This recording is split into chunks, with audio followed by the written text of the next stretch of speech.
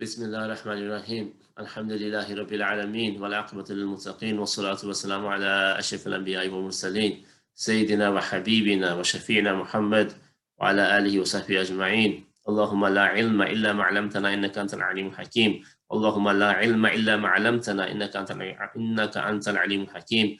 اللهم لا علم إلا ما علمتنا إنك أنت العليم الحكيم وزدنا علما. اللهم صل وسلم على سيدنا محمد الفاتح لما أغلق والخاتم لما سبق ناصر الحق بالحق والهادي إلى صراطك المستقيم وعلى آله وصحبه حق قدره ومقداره العظيم. Alhamdulillah. Again, mashallah, we've gathered here in a virtual or a real form to try to benefit each other, inshallah ta'ala, through looking at this lofty topic of calling others to Allah and giving victory to the truth. This salawat that we just recited now, it talks about the Prophet ﷺ, and he says that he's Nasir al-Haq bil-Haq, that he gives victory to the truth by truth, or by the truth, which is Allah subhanahu wa ta'ala. So inshallah, by coming to these types of gatherings, we hope to prepare our hearts, prepare our souls, and prepare our realities to become people that give victory to truth. And that victory comes in a variety of forms and in a variety of ways. And the way that victory is achieved is also done in a variety of ways. So like we mentioned before, we have different techniques. We have different styles that we use even in our speech, in our actions, in our very being. So the way we relate to people and the way in which we impact people's hearts is always going to vary and always going to be different depending on context. So we're on the top of page 23 at the first paragraph down we looked at yesterday when we talked about the different types of shahawat. So this is what we mentioned, that when we're looking at the essence of what is it that prevents people from belief, what is it that is preventing people from entering into Islam, what is it that's preventing people from ascension within the religion, from taking the religion on, taking it seriously, from becoming embodiments of prophetic light. And if you look at this, there's really two reasons. The first reason is our own selves. Yeah, the number one reason, without a shadow of a doubt, the number one reason that people aren't entering Islam, and the number one reason people aren't ascending and aren't increasing in their faith and in their understanding and in their love and their desire for the religion is us. Yeah, we are veils and barriers to people entering Islam, because especially in these lands, we are in the UK and in the West and beyond, we are in lands where we are ambassadors of the Prophet ﷺ, whether we like it or not, whether we chose that position or not. And of course, we didn't choose. Nobody would choose to be an ambassador of the Prophet ﷺ because of the loftiness of the rank and because of the weightiness, the heaviness of that responsibility. But by default, by just being in these lands, by choosing to stay here, we are now therefore choosing to become representatives of the Prophet ﷺ. So our failure, our deficiency, our inability to represent him ﷺ means now that we become barriers, we become veils, we become obstacles actually for other people taking on this prophetic light. This is why it all begins with self-rectification.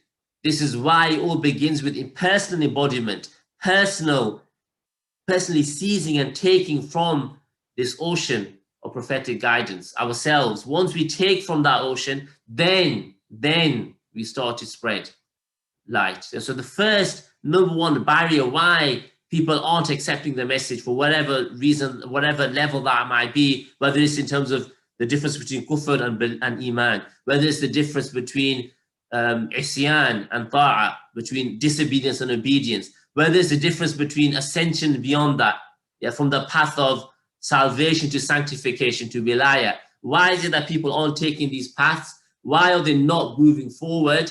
It's because of us, number one. Number two is because of this reason here, of what we call shahawat. So like we mentioned yesterday, that Habib Umar, he mentioned this a lot. Particularly, I would recommend people who understand Arabic, and if you don't understand Arabic, I believe they have a translation. They have a class on Monday night, like a Tafsir al-Quran class. We've just begun Surah Yusuf quite recent. Yeah, I think it was the last lesson actually, we begun Surah Yusuf.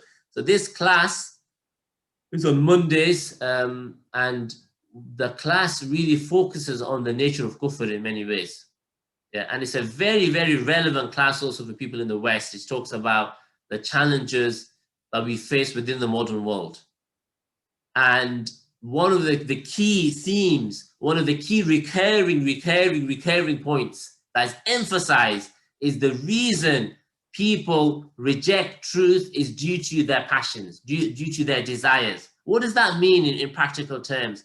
That means that people place false reasons, false obstacles between them and accepting the truth, even though they know realities within their own souls, within their own selves.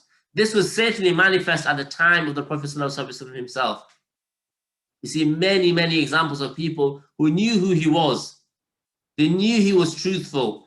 They knew he was honest. And yet, the end result was something else. So like we see this, like they mentioned the father of Sayyidatuna Safiya. Sayyidatuna Safiya obviously became one of the blessed wives of the Prophet ﷺ of Jewish descent.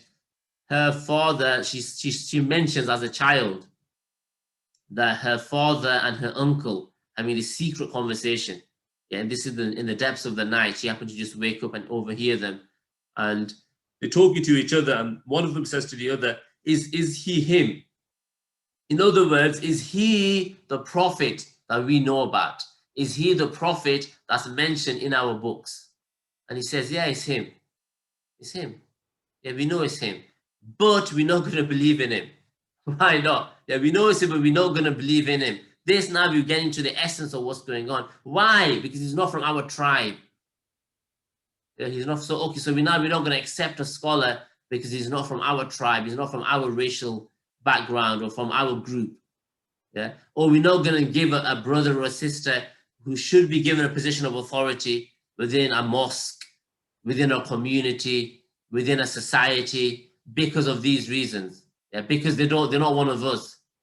Yeah, or that's one, or we just because he doesn't have the social status. If only he was from one of the two great cities, then we'd give him success. Yeah, he's a yatim of Bani Hashim. He's an orphan from the tribe of Bani Hashim. And then we've got what? We've got the Makhzumis. We've got these powerful tribes. Yeah, why is he Makhzumi?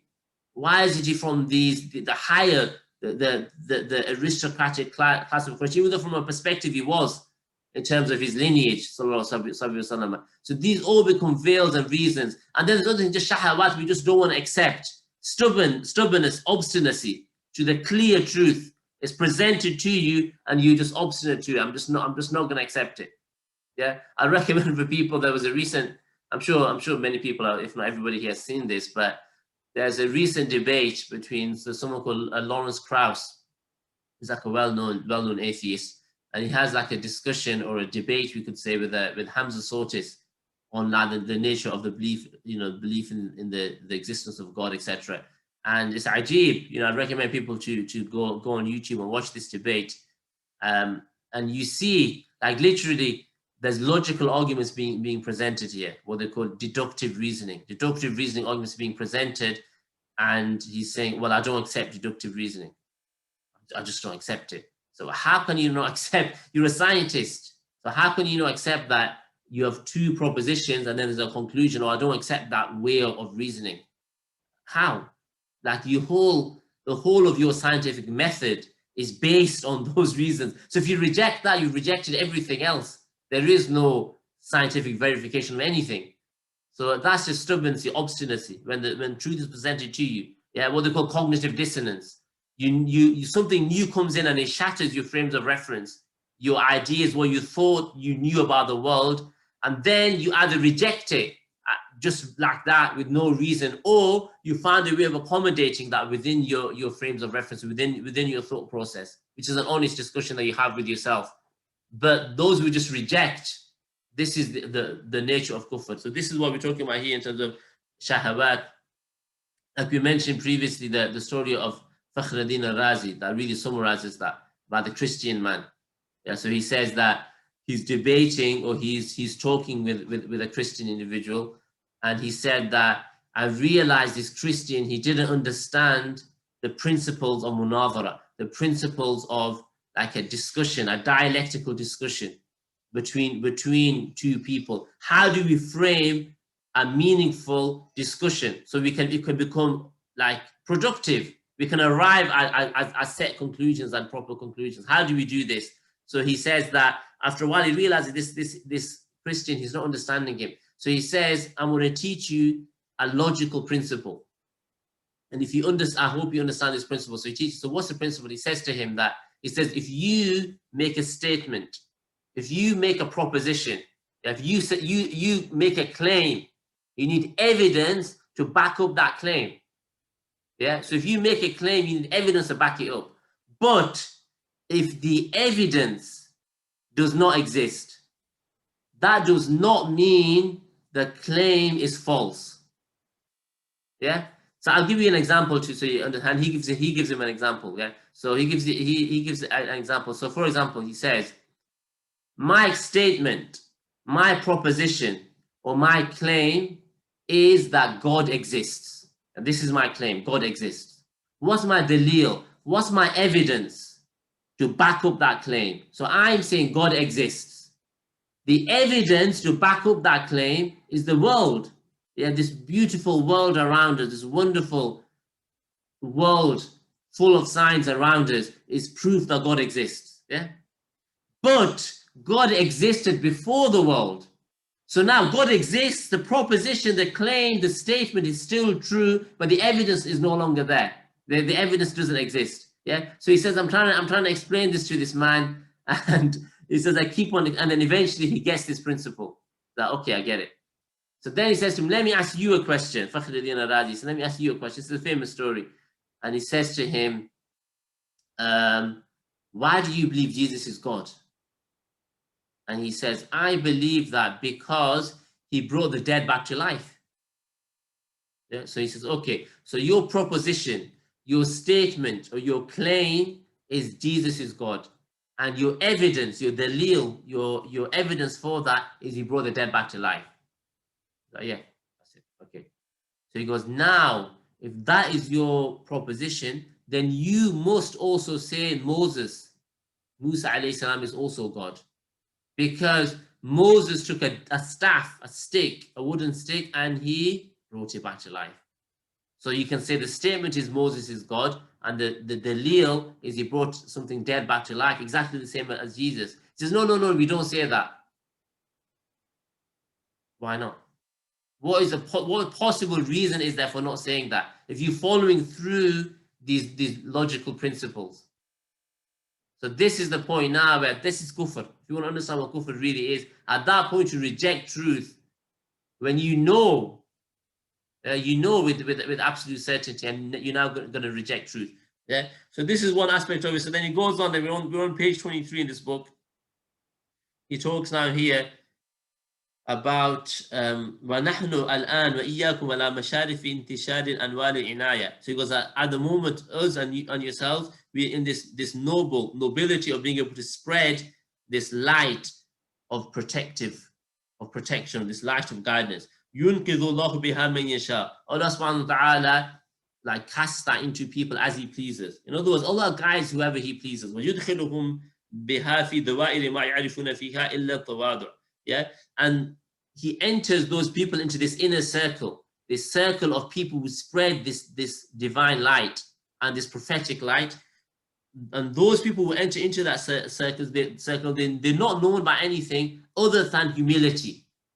Yeah, other than that, there are people that are humility. They lower themselves and Allah raises them up.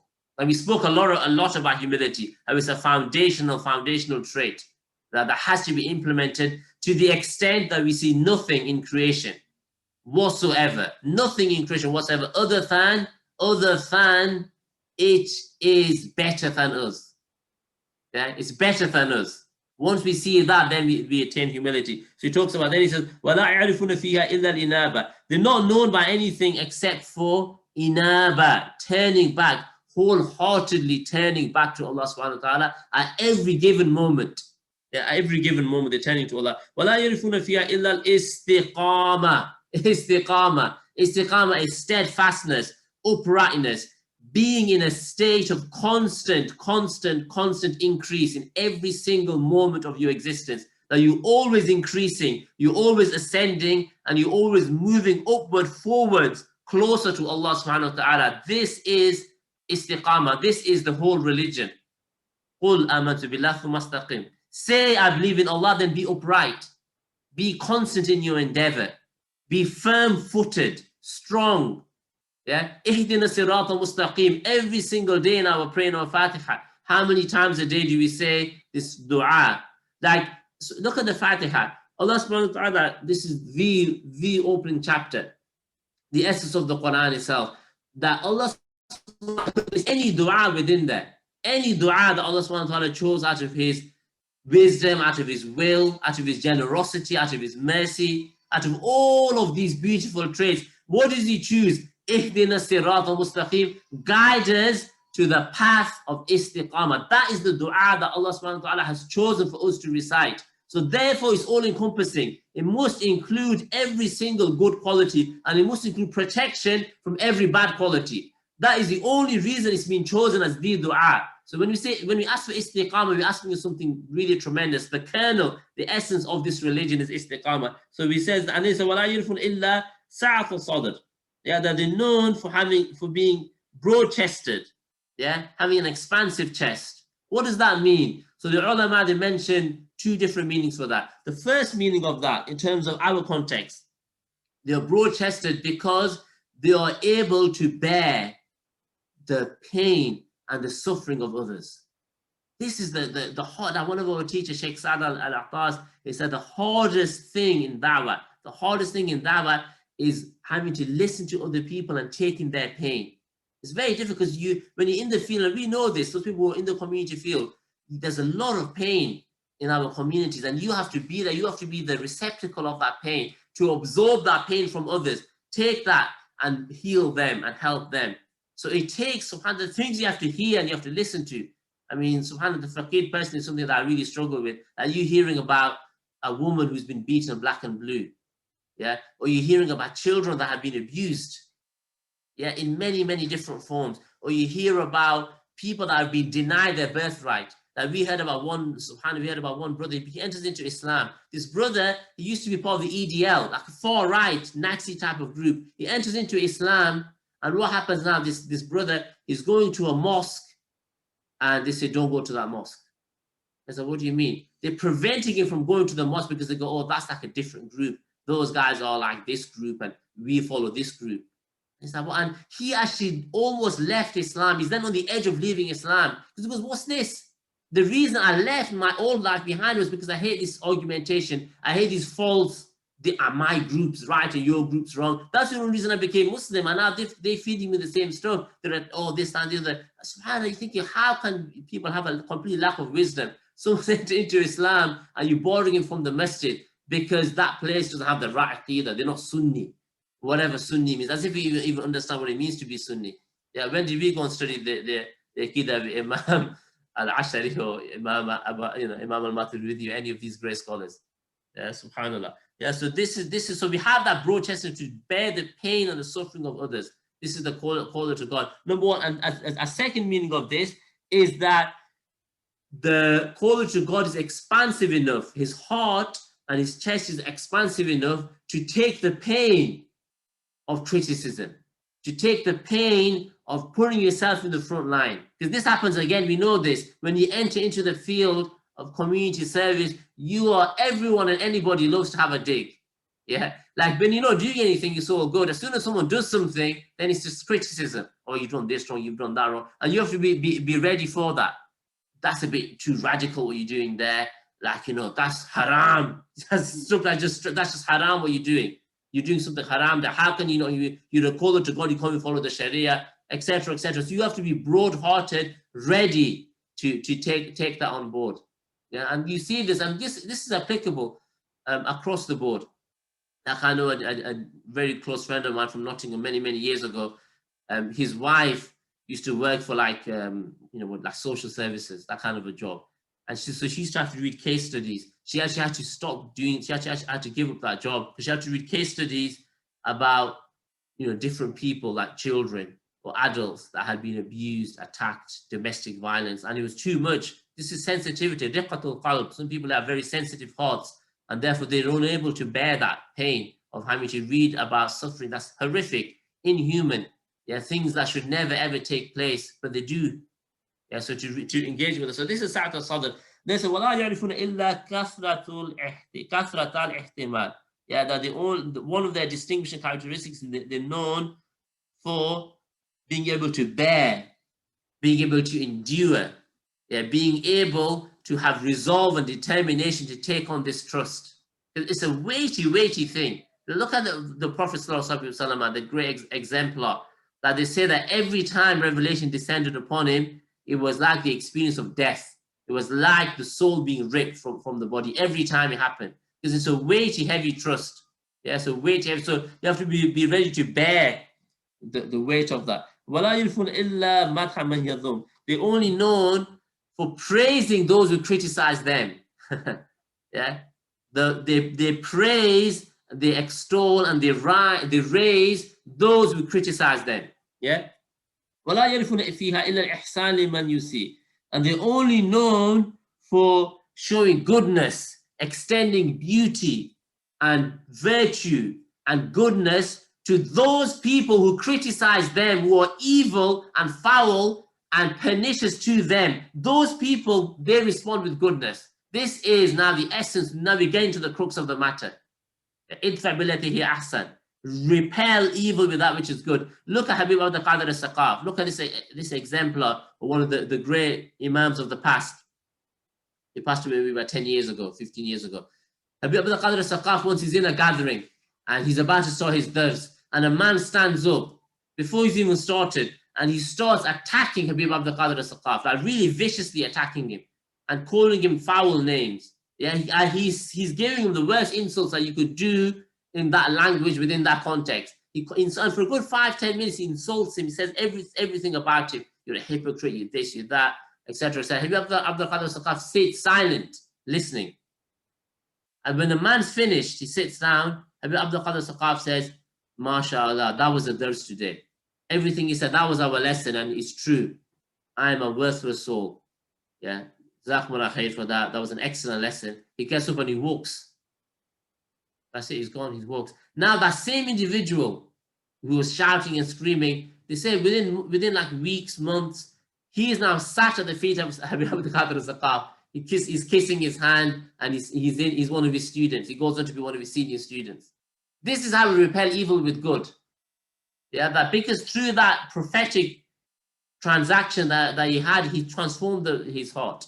Yeah, it became his reality became different. Yeah, yeah, everything around them is dictated by divine commands. Yeah, and they're known for having adab, having etiquette, having comportment with everything that flows around them.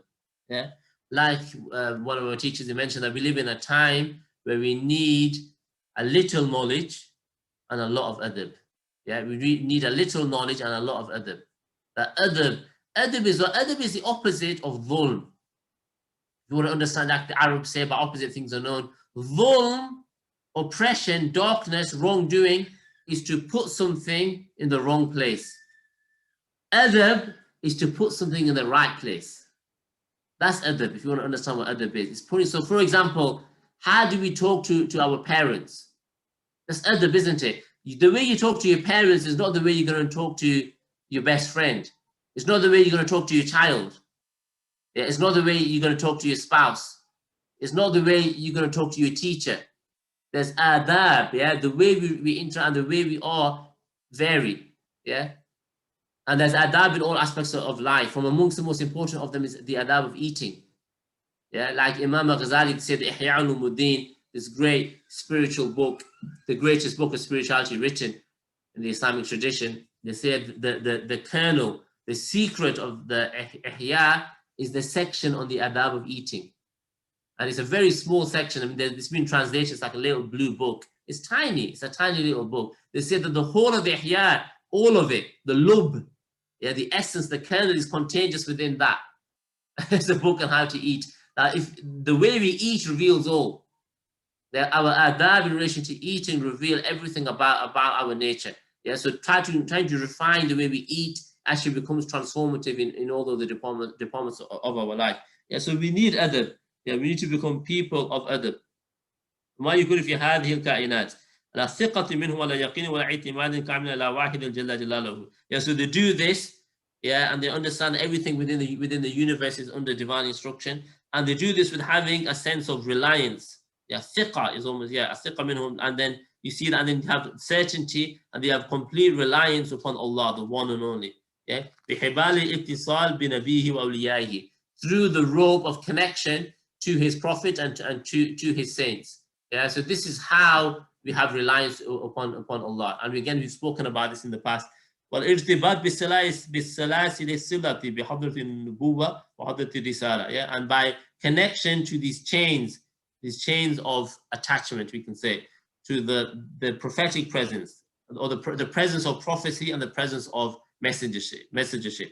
الذين أشرقت أنوارهم, yeah, from which, you know, the light spread. فقد عرفنا ما عرفنا وقدرنا أن نتكلم بما نتكلم أن نتصل أو نجتمع أو يقوم ما يقوم من هذه المظاهر التي المقصود منها أن تؤدي إلى الإدخال في دوائر العناية. Yeah, that the purpose of this is to enter into this circle, and this circle of divine protection and divine succor and divine support is only for people who are purified. Yeah, so this returns back. Now we can almost return back in full circle to what we mentioned at the beginning, that the caller to God, the one who wants to impact anybody, whether it be his family, whether it be his own children. Yeah, he's a parent who's concerned for his children. Yeah, or he's a guardian who's concerned for, or he has got nephews and nieces, he's got cousins, or he's got people within his life who he wants to help, he's got friends, he's got his parents. Yeah, he wants to impact, he wants to change people, wants to change the society.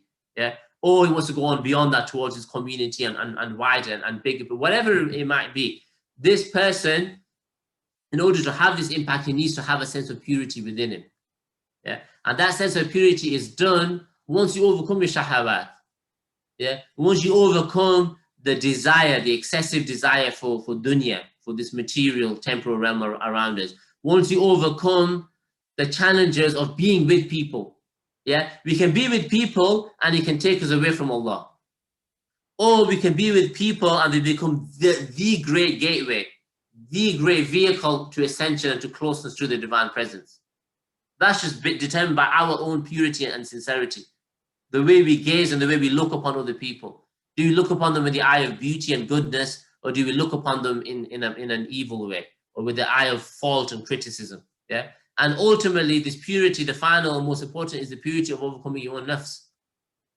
Yeah, opposing your own desires. Once you overcome these enemies, these four enemies of man, yeah, which is what? So we have dunya, yeah, we have the desire for the world. We have other people, yeah, creation.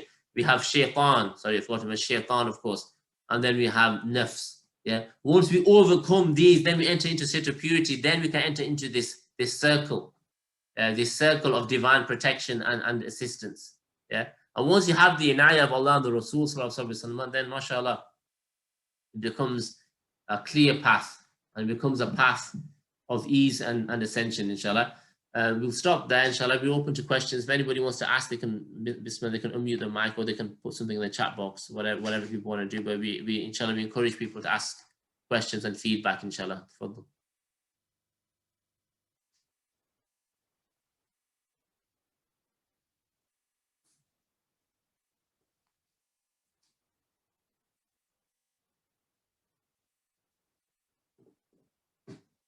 If there's any questions. Assalamu alaikum. Afan, which page are we at? We're on page 23, Sayyidi. So we're on page 23. I'm sorry, we just finished page 23, so we're on the top now of page 24. Is it possible to achieve that divine assistance if we're making an effort? Many times, so is it possible to achieve, or the purification is a huge life struggle? Yes, yeah. Is it possible to achieve that if you're making, yes. Allah wants, that's all we have to do, to be honest. All we have to do is just make an effort.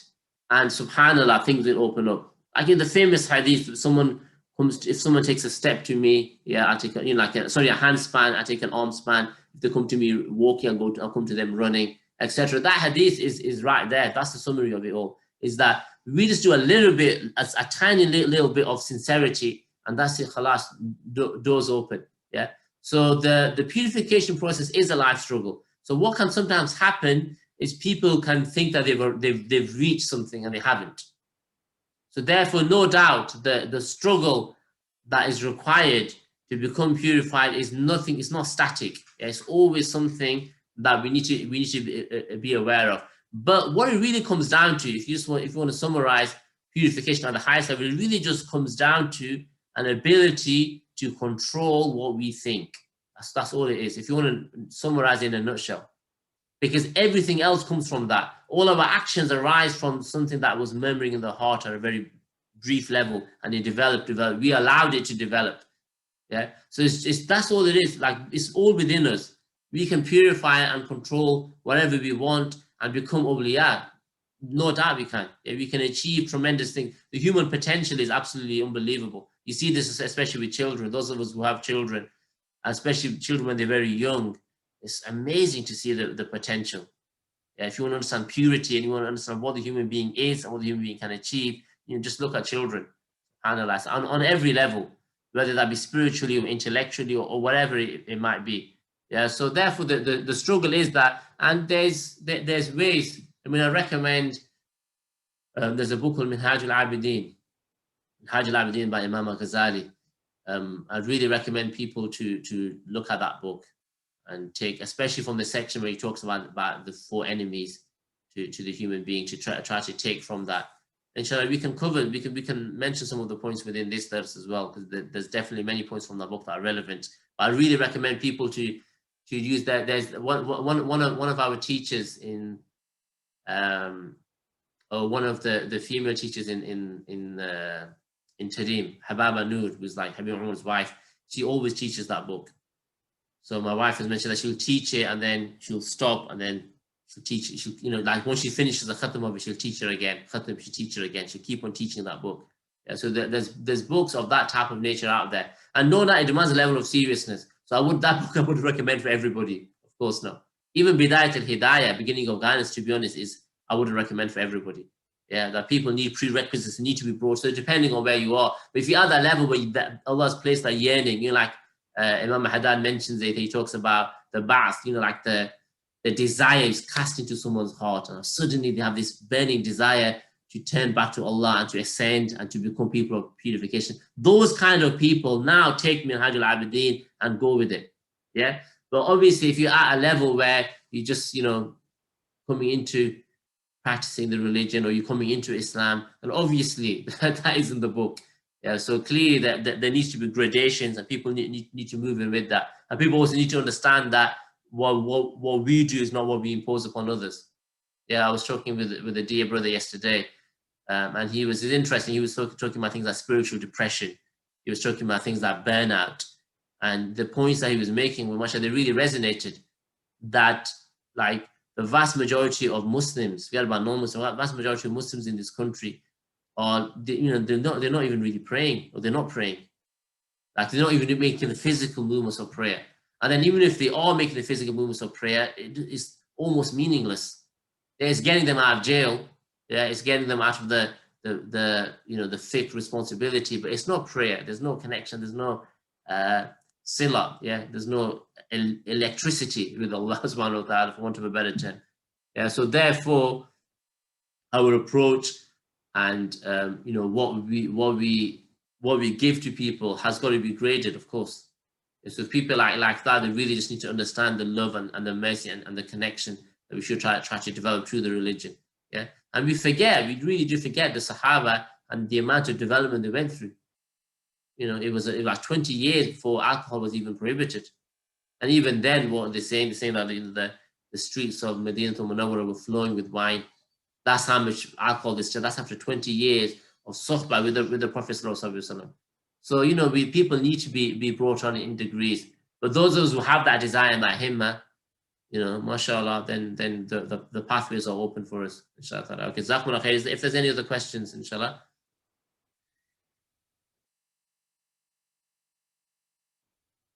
لكن بارك الله فيكم إن شاء الله. جزاكم الله خير. وصلى الله على سيدنا محمد. الحمد لله رب العالمين.